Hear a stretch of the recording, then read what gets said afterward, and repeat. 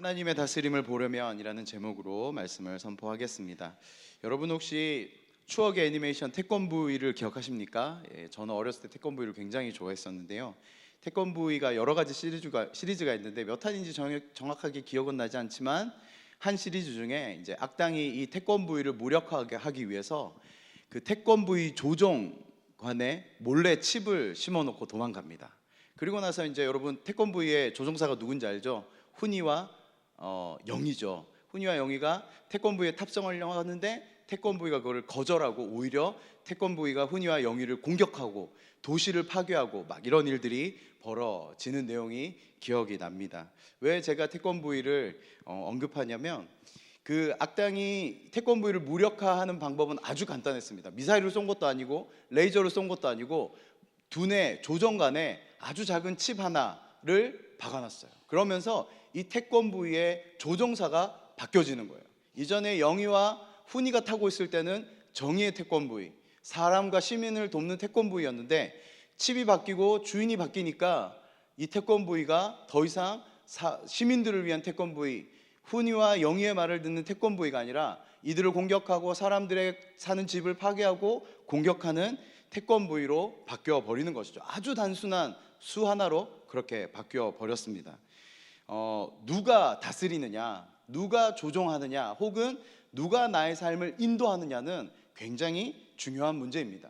아주 작은 것 같지만 여러분 1도가 변화되면 출발했을 때 틀어지는 것은 눈에 보이지 않지만 뒤에 끝에 가면 아주 많은 방향이 틀어져 있는 것을 우리가 볼 수 있는 것이죠. 오늘 본문에 이스라엘을 제사장 나라 삼고 그 백성과 함께 하나님 나라를 이루어가고 너희는 나의 백성이고 나는 너희의 하나님이다, 이것을 선포하시면서 하나님과 함께 온 세계를 다스리고자 했던 하나님의 이 계획이 깨어지는 장면이 나와 있습니다. 오늘 하나님께서 이스라엘 백성들에게 요구하시는 것이 무엇이고 또 이스라엘 백성들에게 바라는 것이 무엇이었는지 오늘 함께 쭉 같이 살펴보고자 합니다. 첫 번째로 창세기 말씀을 한번 보고 싶어요. 창세기 2장 15절 함께 읽어보도록 하겠습니다. 시작.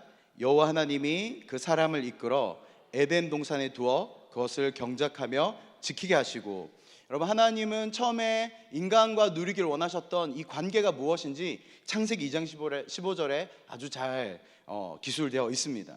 여러분 이 말씀에 두 가지 중요한 단어가 나오는데 하나는 두어라는 단어이고요, 하나는 경작이라는 단어입니다. 이 두어라는 단어는 히브리어로 야나흐라고 하는 단어인데요, 그냥 우리말로 보면은 그냥 물컵을 그냥 갖다 놓듯이, 물건 어디 갖다 놓듯이 둔다라고 여겨질 수 있는데 이 말의 뜻은 쉬게 하다, 위로하다라는 뜻을 가지고 있습니다.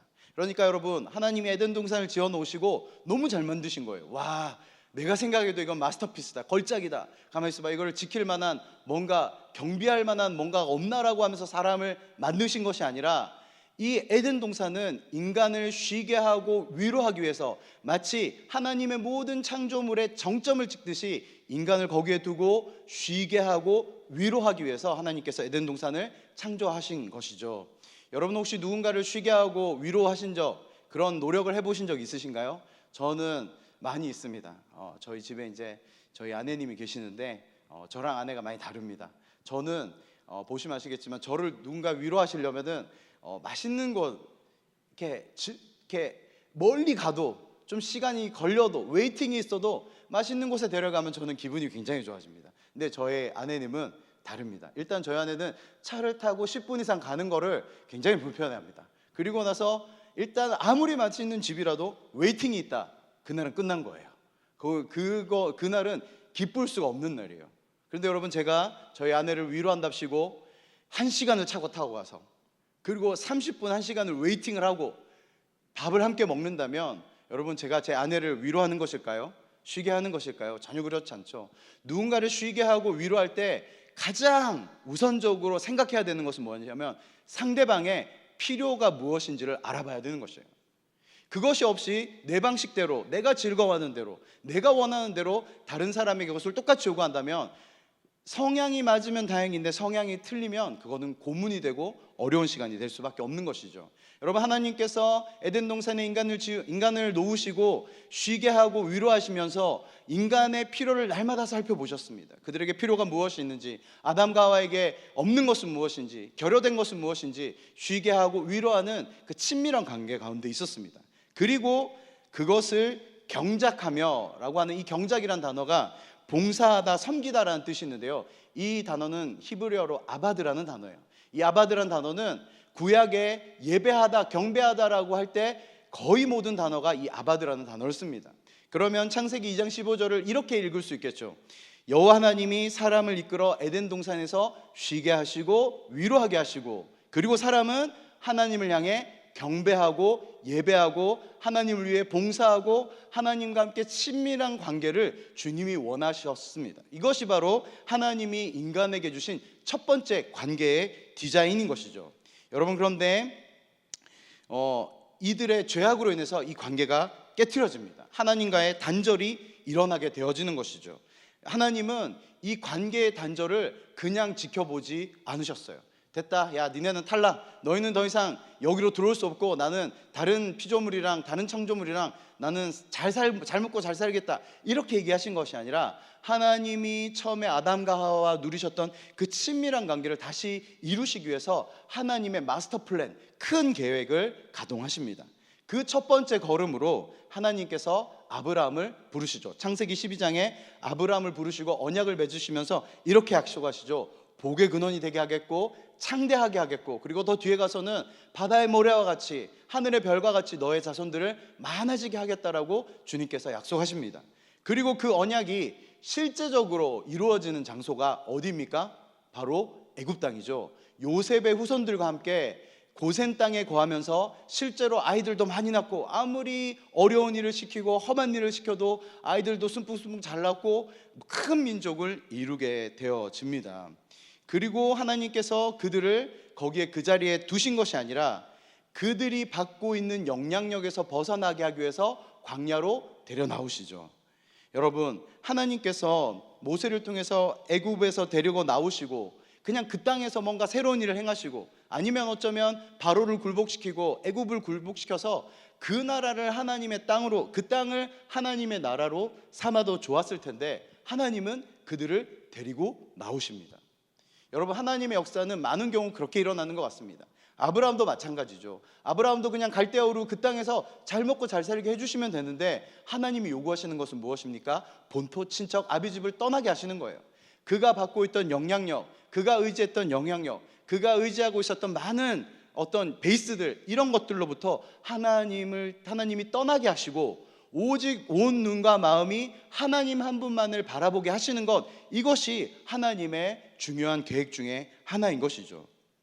다시 출애굽으로 돌아와서, 여러분, 하나님께서 애굽 땅에서 이스라엘 백성들을 그 땅을 차지하게 하시고 그 땅에서 막 이렇게 하나님 나라를 이루려고 하신 게 아니라 그들을 데리고 나오신 이유는 단 한 가지입니다. 이스라엘 백성들이 하나님을 잘 몰랐기 때문이에요. 이스라엘 백성들은 하나님이란 존재를 인식은 하고 있고, 그 하나님이 자기 조상들에게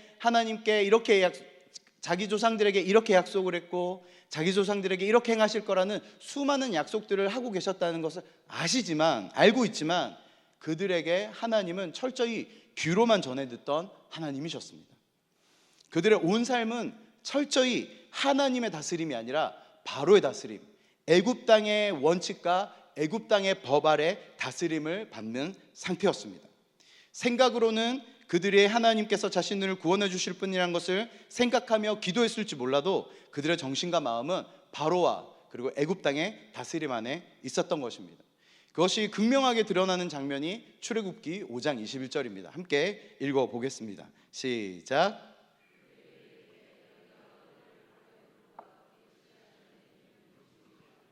그들의 손에 칼을 주어 우리를 죽게 하는도다. 여호와는 너희를 살피시고 판단하시기를 원하노라. 바로가 모세를 만나고 모세와 이스라엘을 괴롭게 하기 위해서 백성들에게 제공하던 짚을 더 이상 제공하지 않고 니네 손으로 구해서 하라고 명령을 하죠. 여기에 이 이스라엘 백성들이 모세에게 반응했던 내용들을 함께 보십시다. 여러분, 하나님께 분명히 살려달라고 수세대 동안 기도하고 하나님 앞에 매달려서 하나님의 응답으로 모세를 주셨는데, 이 모세로 말미암아 이스라엘 백성들을 데리고 나가려고 하는 그 과정 가운데서 어려움이 생겼더니 모세에게 어떻게 이야기하고 있습니까? 모세를 원망하는 것을 넘어서서 하나님이 벌하여 주시기를 구하고 있는 것입니다. 그들에게 중요한 것은 하나님의 뜻이 아니라 바로의 눈과 신하들의 눈입니다.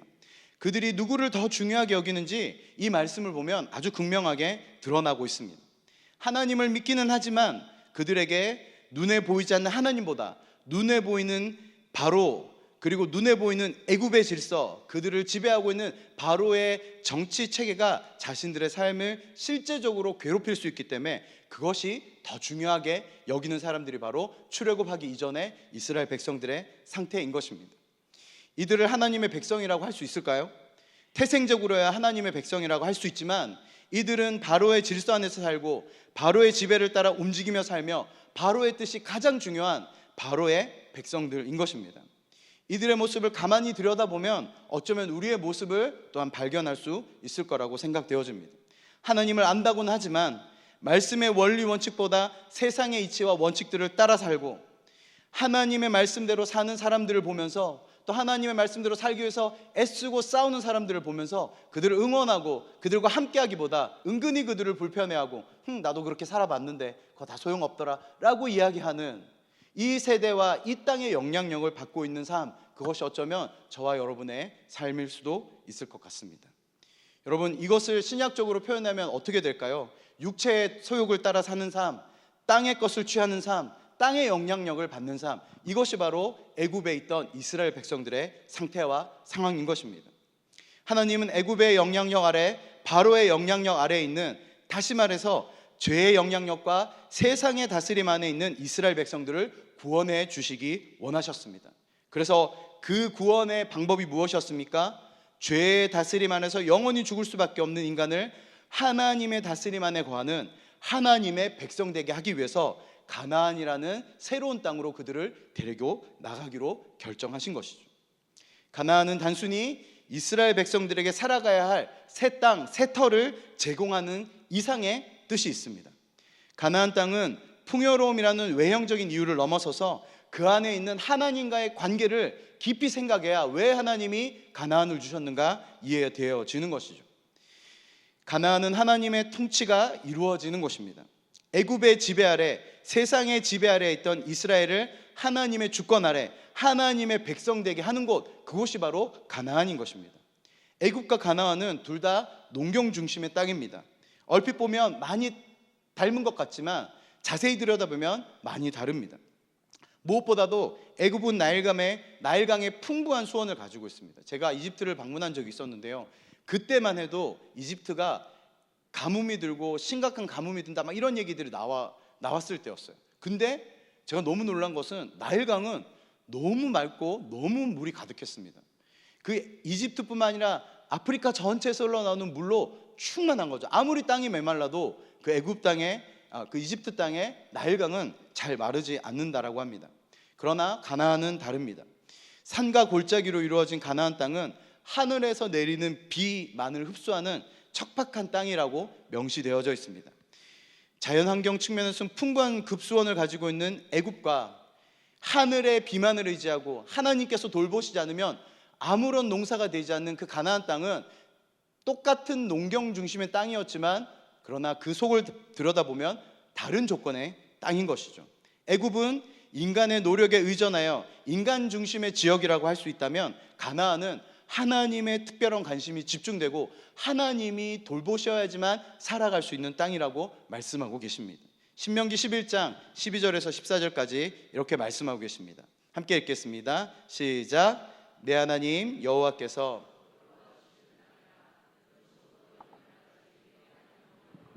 항상 그 위에 있느니라. 내가 오늘 너에게 명하는 내 명령을 너희가 만일 청종하고 너희의 하나님의 여호와를 사랑하여 마음을 다하고 뜻을 다하여 섬기면 여호와께서 너희 땅에 이른 비 늦은 비를 적당한 때에 내리시리니 너희가 곡식과 포도주와 기름을 얻을 것이요. 여러분, 제가 왜 말씀 초기에 창세기 2장 15절을 언급했냐면 여기에 나와 있는 그 표현 그대로가 이 가나안 땅에서 이루어지기 때문인 것이에요. 여러분, 가나안 땅은 하나님의 눈이 있는 곳이라고 이야기합니다. 그리고 늦은 비와 이른 비, 때에 따라서 하나님의 돌보심과 하나님의 지키심이 그 땅에 있다라고 이야기하는 것이죠. 그래서 13절에 주님께서 이렇게 얘기합니다. 내가 오늘 너에게 명하는 내 명령을 너희가 청종하고 여호와 하나님을 사랑하며 마음을 다하고 뜻을 다하고 섬기면, 여러분 여기서 섬기면이란 단어가 무슨 단어일까요? 정답입니다. 아바드, 경배하는 것이에요. 그러니까 이 가나안 땅은 하나님께서 세세하게 이스라엘 백성들을 돌보시고 늦은 비와 이른 비를 통해서 그들의 필요를 살피시고 그들을 돌보시고, 인간은, 이스라엘 백성은 하나님을 온 마음과 힘과 뜻을 다해서 사랑하고 그 하나님을 경배하는 그 관계, 하나님이 처음에 에덴 동산에서 원하셨던 그 친밀한 관계, 그것이 이루어지는 땅이 바로 가나안인 것이에요. 이 가나안을 오늘날 신약시대에 살아가는 언어로 표현하면 어떻게 될까요? 땅의 것이 아니라 하늘의 것을 구하는 삶, 하나님의 눈을 바라보는 삶, 하나님의 얼굴을 구하는 삶, 세상의 죄인의 삶이 아니라 하나님의 다스림 안에 하나님의 자녀로 살아가는 땅, 그것이 바로 가나안이라는 것입니다. 이전에 애굽에 있으면서 하나님의 존재는 알고 있지만, 귀로는 전해 들어서 알고 있지만 하나님과 인격적인 관계를 단 한 번도 맺은 적 없이 하나님의 그 본질, 하나님이 진정으로 누구인가라는 질문에 대답할 수 없었던 백성들이 바로 출애굽 이전의 이스라엘 백성들이었습니다. 그런 그들을 하나님께서 애굽에서 불러내셔서 친히 자신의 백성 삼아주시고 하나님의 다스림 안에서 돌보시고 그들과 친밀한 관계를 맺기 위해서 하나님은 이들에게 가나안이란 땅을 예비해 두신 것입니다. 가나안이란 땅을 유형적으로 눈으로 보여주시는 것이죠. 여러분, 여러분의 삶은 어디에 있습니까? 하나님의 존재를 믿기는 하지만 여전히 죄의 지배와 세상의 원칙과 다스림에 벗어나지 못하는 애굽의 발을 걸치고 계십니까? 아니면 날마다 신실하게 우리의 필요를 살피시며 우리의 모든 필요를 살피시고 쉬게 하시며 위로하시며 적과 꿀이 흐르는 땅으로 인도해 나가시는 그 하나님의 다스림 안에서 내가 너에게 원하는 것은 온 마음과 온 힘과 뜻을 다해서 나를 사랑하고 나를 경배하는 것 그 하나뿐이야 라고 이야기하는 그 가나안 땅에 함께 거하고 계십니까? 여러분, 우리가 함께 살펴봐야 된다고 저는 생각됩니다. 이렇게 하나님의 친밀함을 회복하려는 계획은 이스라엘 백성들의 결정적인 두 가지 연약함과 제약으로 인해 제동이 걸리게 됩니다. 첫 번째는 불신으로부터 오는 두려움입니다. 민수기 14장 1절에서 4절 함께 읽어보겠습니다. 시작. 온 회중이 소리를 높여 부르짖으며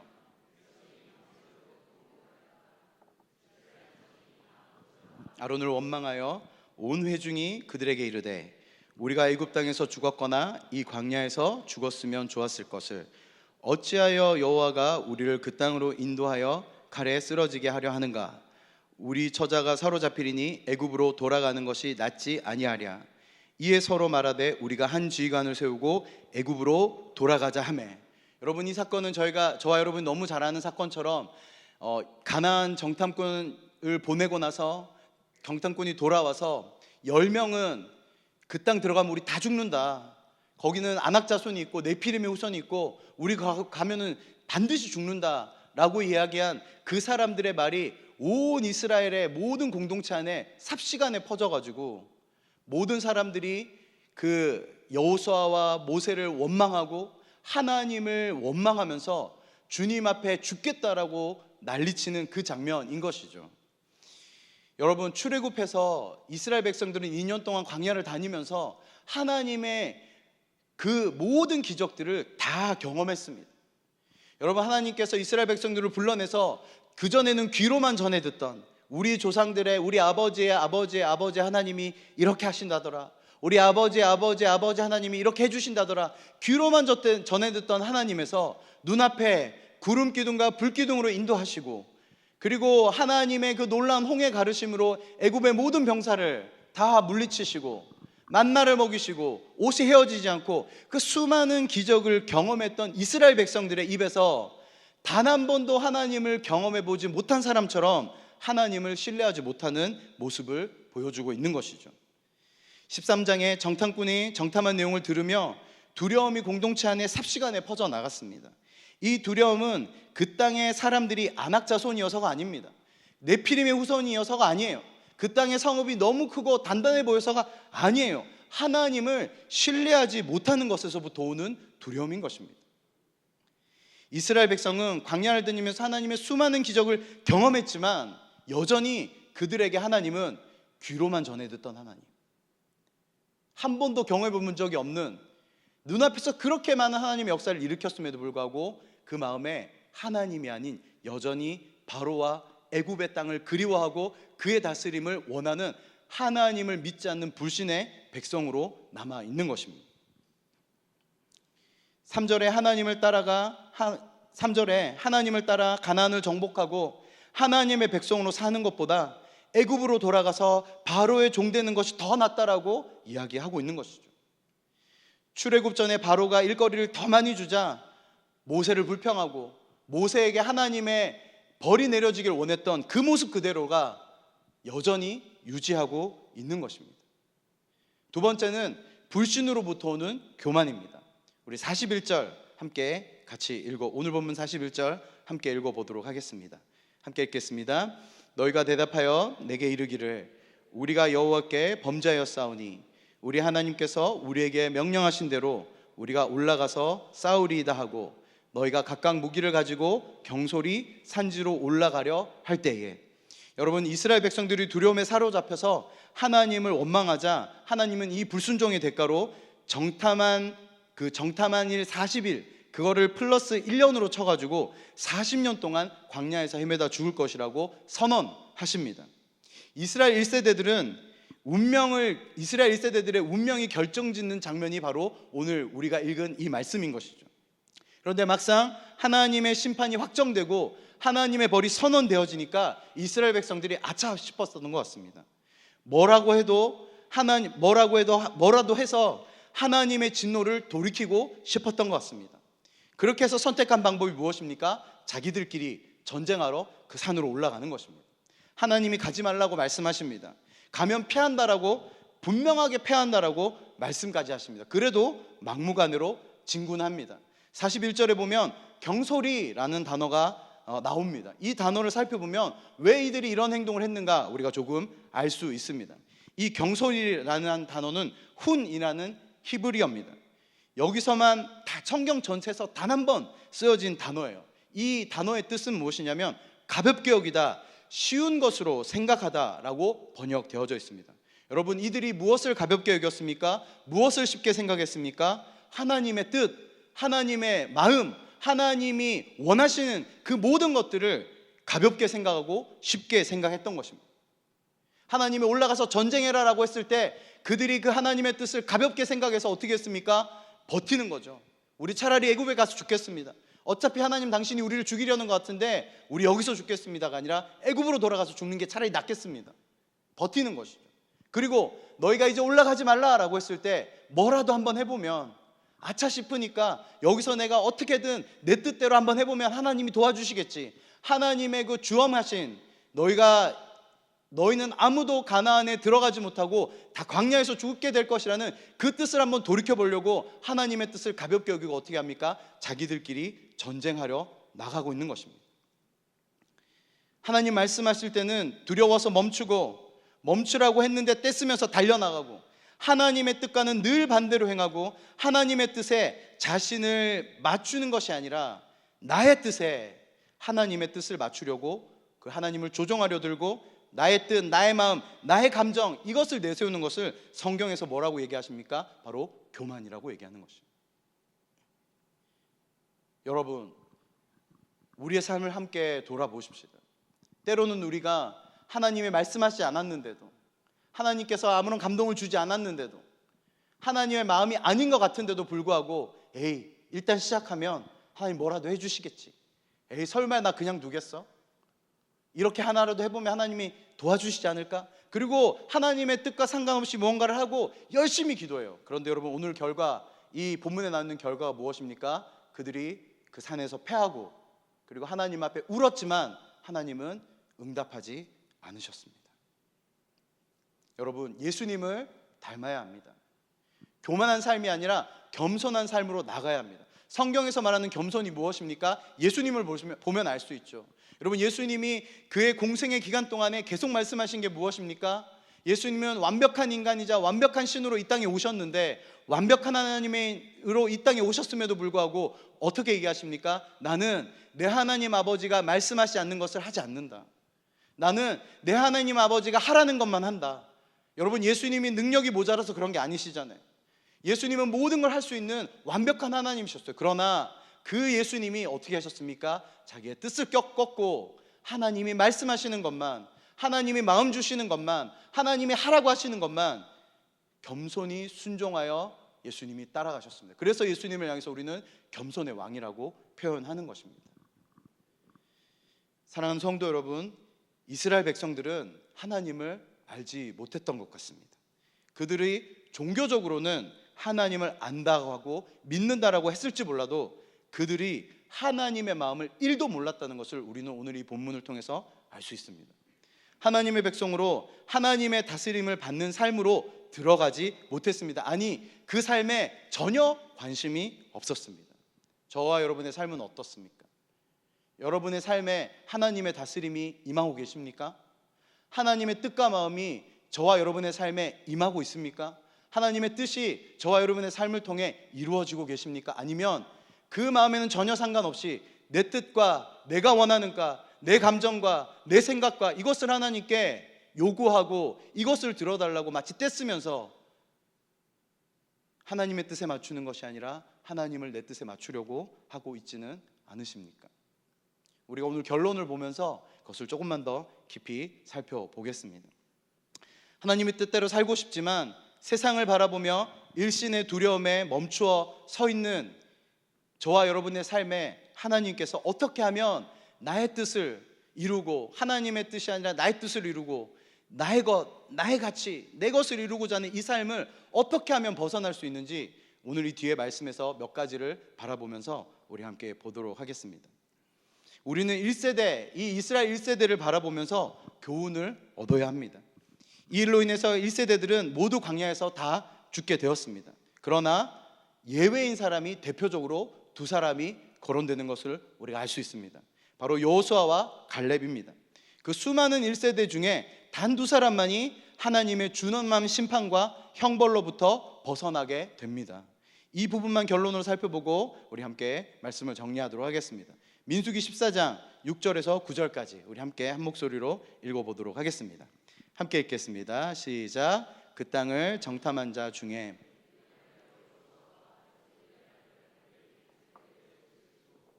이스라엘 자손의 온 회중에 말하게 이르기를 두루다니며 정탐한 땅은 심히 아름다운 땅이라. 여호와께서 우리를 기뻐하시면 우리를 그 땅으로 인도하여 들이시고 그 땅을 우리에게 주시리라. 이는 과연 젖과 꿀이 흐르는 땅이니라. 다만 여호와를 거역하지는 말라. 또 그 땅 백성을 두려워하지 말라. 그들은 우리의 먹이라. 그들의 보호자는 그들에게서 떠났고 여호와는 우리와 함께 하시느니라. 그들을 두려워하지 말라. 여러분, 1세대와 이 두 사람의 차이가 극명하게 나타나 있죠. 여러분, 이 갈렙이 외쳤던 이 한마디, 그들의 보호자는 그들에게서 떠났고, 여러분, 이것이 무엇을 의미하는 말입니까? 여러분, 갈렙은 전쟁이 아니라고 봤던 거예요. 이 문제는 우리가 육체적으로 이 가나안의 땅에 있는 백성들과 싸우고 끝나는 문제가 아니라고 봤어요. 갈렙의 눈에 보이는 것은 무엇입니까? 누가 그 땅을 다스리고 있는가, 그것을 볼 수 있던 눈이 바로 갈렙에게 있었다는 거예요. 여러분, 고대 근동지방의 이 신관에 대해서 좀 이해하셔야 됩니다. 고대 근동지방, 이 당시에 이스라엘 백성들과 이스라엘 백성들 주위에 살았던 가나안 땅 근처에 살았던 그들의 신관은 어떤 신이었냐면, 그들이 섬기는 신은 자기들의 땅을 벗어나지 못한다라고 이해해요. 그리고 전쟁을 통해서 자기들이 승리하면 자기들의 상대방에 있는 신들을 자기 신이 이겼다라고 믿는 신관이 이 당시에요.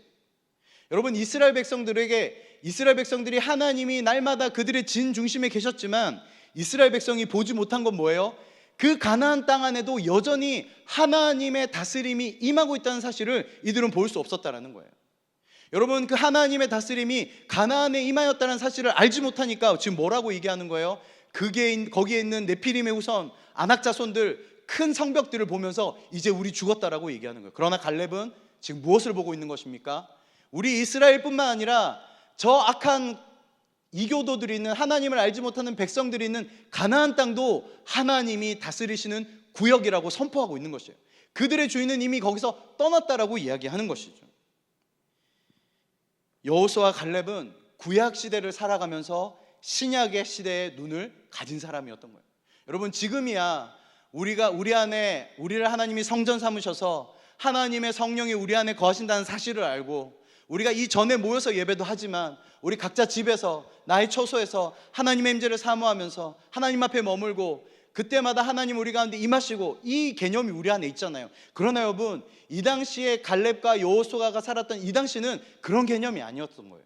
그런데도 놀랍게도 갈렙은 어떻게 고백하고 있습니까? 이 가나안 땅 안에도 여전히 하나님이 다스리고 계신다라고 선포하는 것이죠. 두 사람은 똑같이 1세대에, 이 여호수아와 갈렙은 1세대와 똑같이 광야를 걸었던 사람들입니다. 그들은 똑같이 만나를 먹었던 사람들이에요. 그들은 똑같이 하나님이 반석에서 내신 물을 마셨던 사람이에요. 그들은 똑같이 하나님의 구름 기둥과 불 기둥을 본 사람이었어요. 그런데 어떻게 이렇게 이해함과 선포하는 것이 다를 수 있는 것입니까? 우리가 출애굽기 말씀으로 한번 유추해 보고자 합니다. 출애굽기 33장 11절 말씀 함께 읽어보도록 하겠습니다. 사람이 자기의 친구와 이야기함 같이 여호와께서는 모세와 대면하여 말씀하시며, 모세는 진으로 돌아오나 눈의 아들 젊은 수정자 여호수아는 회막을 떠나지 아니하리라. 여러분, 모세는 하나님을 만나기 위해서 자기의 회막을 진 밖으로 나가서 따로 펼친 사람입니다. 여러분, 잘 생각해 보십시오. 이 출애굽한 백성들이 적게는 150에서 많게는 200만을 치잖아요. 이 언약궤를 중심으로 이스라엘 백성들이 양사방으로 동서남북으로 세 지파씩 진을 칩니다. 200만 명이에요. 그러면 4인 1가족이라고 치고 단순히 그들이 자는 텐트가 1m라고만 쳐도 여러분 15km에서 19km까지 늘어납니다. 군인이 빠른 걸음으로 완전군장을 하고 빠른 걸음으로 하루 1시간에 4km에서 5km 정도 걷는다고 합니다. 그러면 15km에서 19km까지 빠져나가려면 얼마를 걸어야 되는 걸까요? 물론 그 당시에 탈 것이 있었죠. 말이 아니라 낙타가 있었겠죠. 낙타가 보통 1시간 동안 7km에서 8km 간다고 합니다. 그러면 대략 잡아도 낙타를 타도 2시간 이상 그 진을 벗어나야지만 자기의 모든 짐을 짊어지고 회막을 치고 거기서 여호와 하나님을 만났던 거예요. 여러분, 모세가 한가로운 사람이 아니었잖아요. 모세는 수많은 이스라엘 백성들의 그 문제들을 해결하고 재판을 하고 송사를 하고 그들에게 명령을 하고 하나님과 대면하여서 말을 해야 되는데, 그 모든 영적인 힘의 근원이 어디서 나왔다라고 이야기하는 것입니까? 바로 이 회막에서 나왔다라고 하는 것이죠. 모세는 하나님을 만나고자 하는 열망으로 가득 찬 사람이에요. 그런데 오늘 이 말씀 출애굽기 33장 11절에 보니까 모세보다 더 독한 사람이 한 명 나오죠. 누굽니까? 눈의 아들 여호수아는 모세는 돌아갔는데 회막을 떠나지 아니하니라. 그렇다면 갈렙은요?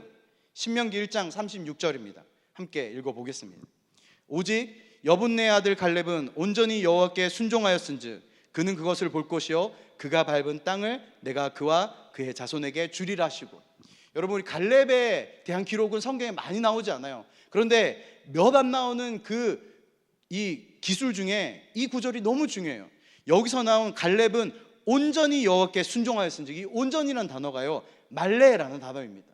이 말레라는 단어는요 가득 차다, 충만하다라는 뜻이 있는데 시간과 관계되어 있어요. 마치 나뭇잎이 쌓이고 이 여러 가지 켜켜이 쌓이는 것처럼 시간 순으로 가득 찼다는 것을 이야기해요. 그리고 이 말레라는 단어는 제사장과 관련된 단어예요. 제사장을 기름 부어서 거룩하게 구별될 때 그 기름 부을 때 말레라는 단어를 씁니다. 그리고 또 하나 중요한 것은 하나님의 영광이 가득 찼다라고 할 때 그 가득 참이 바로 말레예요. 그러면 이 단어를 통해서 우리가 유추해 볼 수 있는 것은 무엇입니까? 여러분, 갈렙의 삶은 적어도 모세와 여호수아처럼 시간을 들여서 자기의 온 마음을 들여서 하나님의 임재를 사모하고 그 앞에 머물렀던 사람이라는 것을 우리가 알 수 있는 것이죠.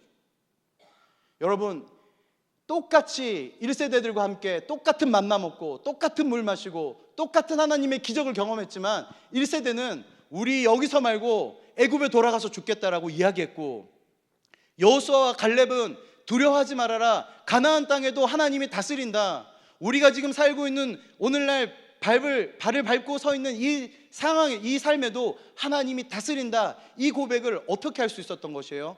여호수아와 모세는 날마다 하나님의 임재를 사모해서 그 앞에 시간을 두고 하나님의 임재를 깊이 사모하며 머물렀기 때문에 그 하나님의 다스림을 볼 수 있었던 것입니다. 여러분, 우리는 이 당시에 이스라엘 백성들이 살았던 죄악으로 가득 찼던 그 땅에 사는 것보다 더 죄악으로 가득 찬 땅을 살아가고 있죠. 여전히 사탄은 우리를 지배해서, 죄악은 우리를 집어삼켜서 하나님과 멀어지게 만들려고 끊임없이 시도합니다. 그리고 내가 이 땅에서 살아가는 동안 하나님의 말씀에 순복하기를 원하고 하나님의 말씀대로 살아가고 싶지만 여전히 이 땅과 죄악의 영향력은 저와 여러분을 사로잡아서 놓아주지 않고 있습니다. 그래서 하나님 말씀대로 살려고 노력하고 시도하면 계속해서 우리를 시험에 들게 하고 넘어지게 하고 달려나가려고 하는데 멈춰서게 하고 나가지 못하게 계속해서 막고 있는 것이죠. 우리가 이것을 어떻게 뛰어넘을 수 있겠습니까? 우리가 어떻게 하면 이 땅의 다스림, 죄악의 다스림을 벗어나서 하나님의 백성이고 하나님의 다스림 안에 들어가서 살 수 있겠습니까? 여호수아와 갈렙처럼 온 마음과 온 힘을 다해서 하나님의 임재를 향해서 달려나가셔야 돼요.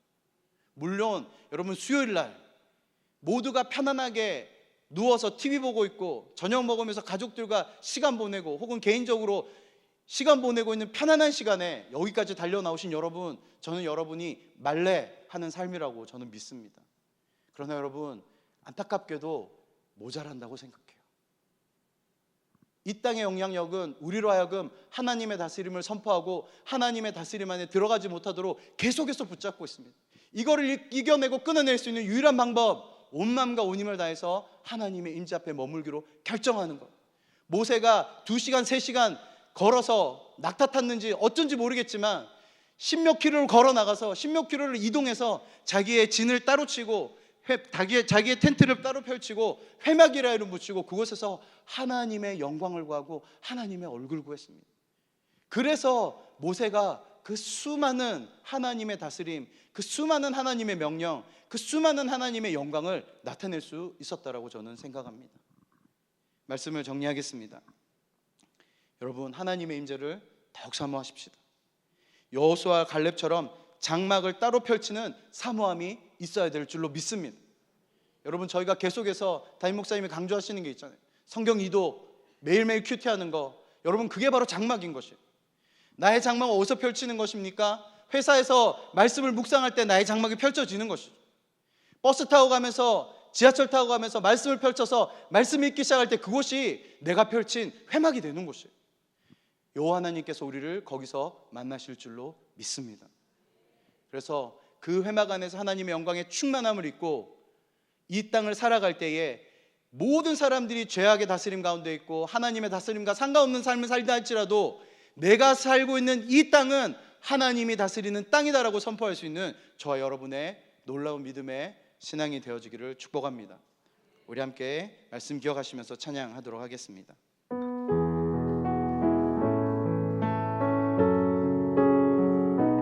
우리 하나님의 임재를 바라보며 함께 전심으로 고백하겠습니다. 두 손 들고 찬양합니다. 다시 오실 왕 여호와께 오직 주만이 나를 다스리네. 우리 주님의 다스림을 간절히 구하며 두 손 들고 찬양합니다. 두 손 들고 찬양합니다. 다시 오실 왕 여호와께 오직 주만이 나를 다스리네. 나 주님만을 섬기리. 마음 버리고 성령이여 내 영혼 충만하게 하소서. 나 주님만을 섬기리, 나 주님만을 섬기리. 헛된 마음 버리고 성령이여 내 영혼 충만하게 우리 다시 한 번 더 간절하게 주 앞에 나 주님만을 섬기리, 나 주님만을 섬기리. 헛된 마음 버리고 성령이여 성령이여 내 영혼 충만하게 하소서. 주님 앞에 내 생명 드리리라. 여러분 이 시간 우리 주님 앞에 함께 같이 기도할 때에 먼저는 여러분 우리가 하나님의 다스림과 하나님의 임재 가운데 그것을 더욱 사모하고 주님 앞에 나가야 함에도 불구하고 여전히 내 삶에 회막을 따로 치지 않고 주님의 임재를 사모하지 않고 그 주님 앞에 나아가지 않았던 삶이 있다면 주님 앞에 회개합시다. 하나님, 내가 이 죄악된 세상에서 하나님의 다스림을 받는 하나님의 백성으로 살아가야 하는데 하나님, 저는 그 힘을 하나님 앞에 나아가서 받지 않았습니다. 그 에너지를 하나님으로부터 공급받지 않았습니다. 하나님, 이것이 죄를 알고 주님 앞에 회개합니다. 우리 함께 기도하시고 또 한 번 더 기도할 때 하나님, 내가 더 이상 땅의 영향력과 죄악의 영향력을 받는 삶이 아니라 하나님의 다스림 안에 하나님의 백성의 삶으로 이 땅 가운데 살아갈 수 있도록 날마다 나의 회막을 펼쳐 주님을 만나게 도와 주시옵소서. 우리 주님 앞에 함께 간절히 기도하며 나가겠습니다. 기도하겠습니다.